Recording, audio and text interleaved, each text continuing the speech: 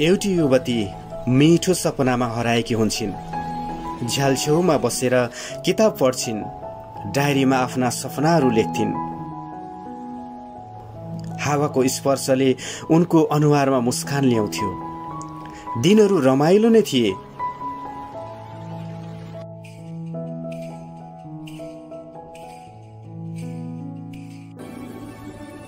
शहरको बाटोमा उनी साइकल चलाउँथिन्, बजार जान्थिन्।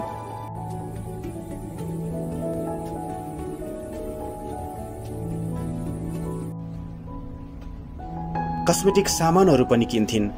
आफ्नै अनुहार ऐनामा हेरेर हाँस्थिन् अनि एक्लै नाच्थिन् पनि।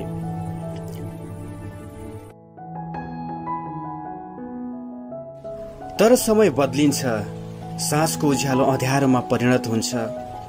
एक दिन उनी पार्कमा एक्लै बस्न जान्छन्। आकाश हेर्छिन्, आँसु बगाउँछिन् अनि मन्द स्वरमा सोध्छिन्, किन यस्तो हुन्छ प्रभु? म किन निराश भइरहेको छु? त्यो बेला उनको नजर नजिकैको एउटा बाइबलमा पर्छ।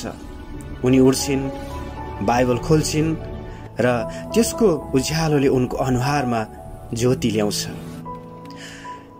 त्यही क्षण उनको मुटुमा फेरि शान्ति फर्कन्छ। उनी मुस्कुराउँछिन्। आँसु अझै छन्, तर अब ती आँसुमा आशा पनि छ।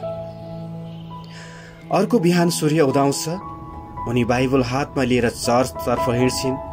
त्यहाँ घुँडा टेकेर प्रार्थना गर्छिन्, धन्यवाद प्रभु, तपाईले मेरो खुसी फर्काइदिनु भयो भनेर उनी प्रार्थना गर्छिन्। अब उनको कोठामा फेरि उज्यालो छ। उनको अनुहारमा शान्ति, मुटुमा विश्वास छ। किनकि जब हामी अँध्यारोमा हराउँछौँ, तब बाइबलको वचनले हामीलाई उज्यालोतर्फ बाटो देखाउँछ। आमेन।